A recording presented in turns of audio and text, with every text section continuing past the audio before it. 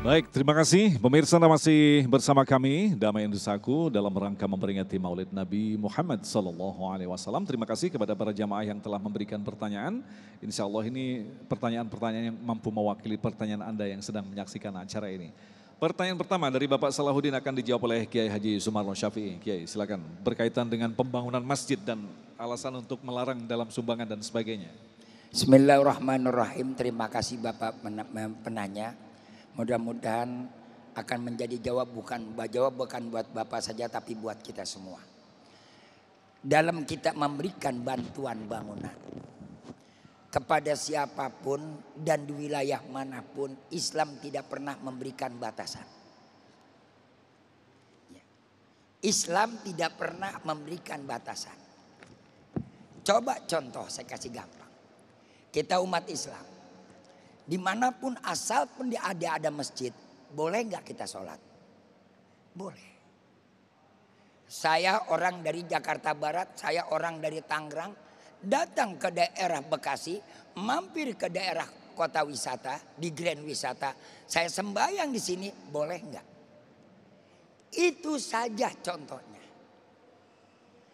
Islam ini ajarannya global. Wa ma arsalnaka ila rahmatan lil alamin. Kalau ada orang karena cuma gara-gara bukan wilayahnya, bukan daerahnya, lantas dia melarang dan dia tidak mau menyumbang, bahkan dia mengajak orang melarang, ini sudah termasuk dalam rangka ayat Al-Quran, alladzina hum yura'una wa yamna'unal ma'un. Beragama dalam melakukan kebaikan tidak boleh ada ruang, tempat dan waktu. Ingat, di dalam ajaran Islam kita selaku umat beragama, di dalam kita melakukan kebaikan dan kebajikan, tidak ada ruang tempat, tidak ada batas ruang tempat dan waktu. Sampai-sampai saudara-saudara hadirin rahimakumullah, khususnya Bapak penanya, di saat kita mau sakratul maut pun, kalau masih mampu kita bisa bersodakoh, sodakoh yang banyak. Cuman saat itu mungkin ya kira-kira. Kemana Pak saya sodakoh? Kemana saja. Tidak harus di wilayah kita. Tidak harus di daerah kita. Islam bukan ada di Grand Wisata. Tapi Islam ada di seluruh alam jagat semesta. Jadi siapapun kita bantu, kita berikan. Jangankan kita bantu masjid. Bagaimana Pak kalau kita mau bantu yang namanya pembangunan gereja? Boleh nggak? Boleh. Kenapa nggak boleh? Ada kaitan dengan akidah kan di sini, Kiai? Ada kaitan Pak dengan akidah. Kita membantu buat kebaikan tempat ibadah dia. Pernah dilakukan oleh Nabi. Jadi jangan kelihatan umat Islam itu akalnya anti Islam. Yang dira alladzina hum yura'una wa yamna'unal ma'un adalah orang melakukan kebaikan, orang mau berbuat baik dicegah sama kita. Ada orang non muslim mau nyumbang masjid, kita cegah, jangan, dia bukan orang Islam, enggak boleh, terima. Terima enggak? Terima enggak? Terima. Urusan dibalas atau tidak bukan urusan kita, urusan Allah. Pak, burung ibadah enggak? Burung ibadah enggak? Burung sholat enggak Bu? Burung kagak sholat, kenapa ente ngasih makan burung? Gitu aja.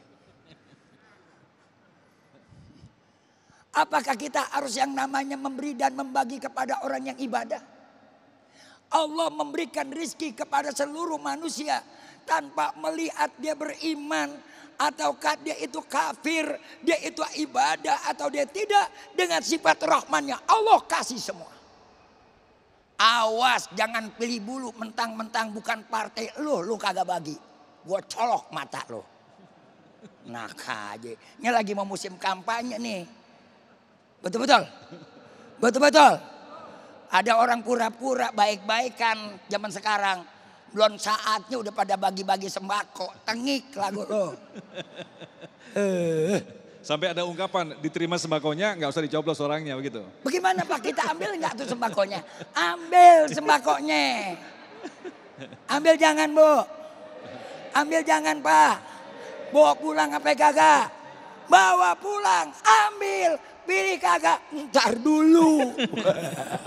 Baik, terima kasih Kiai. Wah gawat nih, udah mulai mengarah ke politik nih. Baik, pertanyaan selanjutnya kami persilakan kepada Ibu Risma yang akan dijawab oleh Kiai Muta'ali. Silakan, Bun. Assalamualaikum warahmatullahi wabarakatuh. Saya Bu Risma dari Jemaah Majelis Taklim Umul Khotimah Grand Wisata. Saya mau bertanya, apakah akhlak atau karakter Nabi Muhammad SAW yang paling fenomenal ketika berdakwah di Mekah yang dapat kita teladani? Assalamualaikum warahmatullahi wabarakatuh. Assalamualaikum warahmatullahi wabarakatuh. Sangat jelas sekali, silakan. Oke. Baik, terima kasih, pertanyaannya bagus sekali Ibu ya. Akhlak Nabi yang paling fenomenal. Nabi sendiri itu Nabi yang paling fenomenal. Kenapa? Karena beda dengan Nabi sebelumnya, lokal. Tapi kalau Nabi bukan hanya mengglobal, tapi semesta dia. Itu sudah dibaca oleh Kiai tadi, wa ma arsalnaka illa rahmatan lil alamin. Dalam surah Nabawiyah itu dijelaskan ketika istri beliau wafat, Ibunda Khadijah, paman beliau wafat, Abu Thalib, seolah-olah Nabi sudah tidak punya kaki politik yang cukup kokoh. Tapi kan sandaran Nabi bukan kepada manusia, kepada Allah Subhanahu wa taala.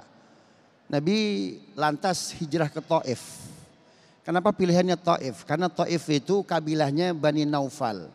Naufal itu adalah adik kakeknya Rasulullah. Naufal bin Hashim, Muhammad bin Abdullah, Abdullah bin Abdul Muttalib bin Hashim, Naufal bin Hashim. Jadi masih ada ikatan keluarga. Hijrahlah Nabi kemana? Ke Taif.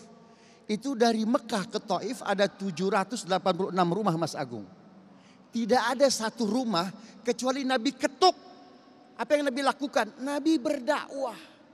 Dakwah itu sebuah perspektif ya kosmopolitan, bukan hanya kita pengen jadi orang baik, tapi ingin menjadikan orang baik lebih baik atau belum baik menjadi baik. Dakwah itu nggak selfish. Ya, nggak cukup soleh tapi menjadikan orang lain soleh. Nggak cukup kita nyaman tapi menjadikan orang lain nyaman. Nggak cukup kita selamat tapi menjadikan orang lain bisa selamat. Itu dakwah.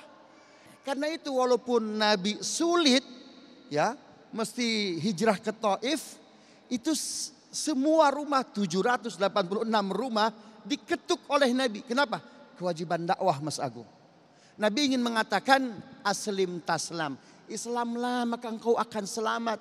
Ternyata 786 rumah tidak ada yang membukakan rumah. Tidak ada yang membukakan pintunya. Kenapa? Sudah di brainwash masyarakat Taif. Oleh siapa? Oleh mereka yang tidak senang kepada Rasulullah Shallallahu Alaihi Wasallam. Nabi kita difitnah. Innahu la majnun. Muhammad itu gila. Innahu la sahirum mubin. Muhammad itu tukang sihir. Jangan bukakan pintu rumah kalian. Innahu la qaulu syair. Qur'annya ciptaan dia karena dia seorang penyair. Ya, dekat-dekat dengan yang kehidupan kita. Subhanallah. Itulah sejarah. Kenapa Bung Karno menyuruh kita untuk apa? Baca sejarah jas merah. Subhanallah. Ternyata tiba di Taif ditolak. Pulang harusnya Nabi lewat jalan tol langsung aja ke Mekah. Tapi enggak, itu rumah yang terakhir diketuk lagi oleh Nabi. Kenapa? Kesabaran yang luar biasa. Istiqomah yang luar biasa. Nabi enggak ada benci. Ya, itulah dakwah, bukan memukul tapi merangkul.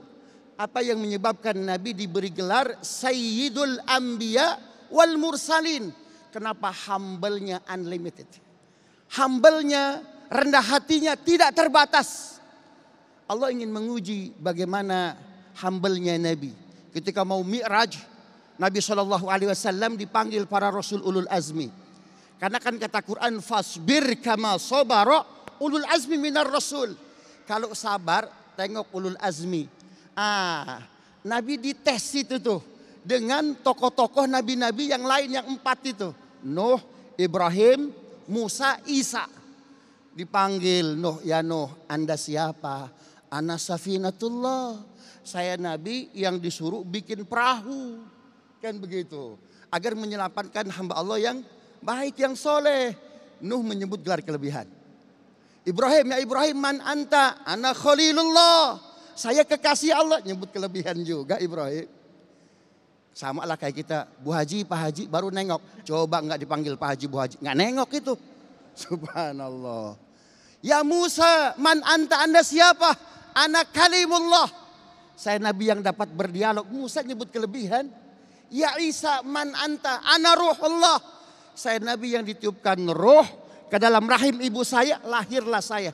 Semua Nabi menyebut gelar kelebihan ulul azmi padahal. Tapi apa jawab Nabi kita? Ya Muhammad, man anta? Muhammad, Anda siapa? Ana yatim. Subhanallah. Ana yatim, saya anak yatim. Ini yang paling fenomenal. Ana yatim, humble-nya luar biasa. Itu sebabnya man wadu'a rafa'ahullah.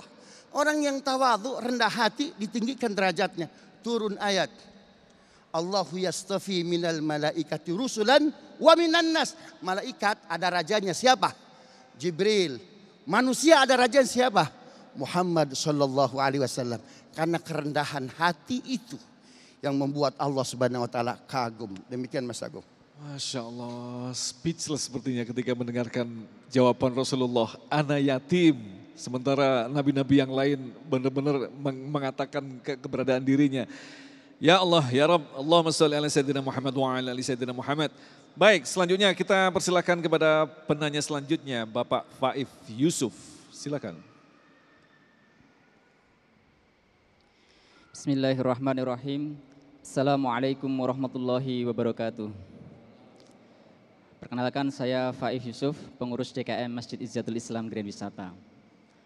Dalam sebuah kesempatan dialog antara Rasulullah SAW dengan seorang badui, akhirnya Rasulullah bersabda, almar'u ma'aman ahabba.